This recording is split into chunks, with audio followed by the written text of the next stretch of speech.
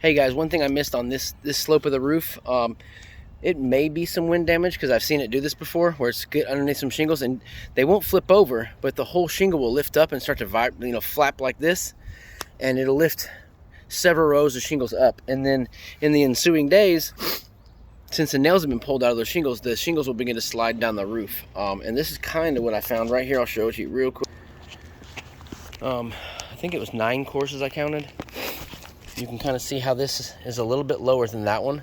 This is lower than that one. Lower. It's getting lower even here. It's even it's even way lower there. And right here you got like 1.5 inches. Same with that one. That's where it stops at right there. So it's 1, 2, 3, 4, 5, 6, 7, 8. 8 courses of shingles. And then of course here and here you've got some pretty bad nail pops, but they are not roofing nails. They're actually framing nails that are sticking up. There's another one right there as well. So thanks guys.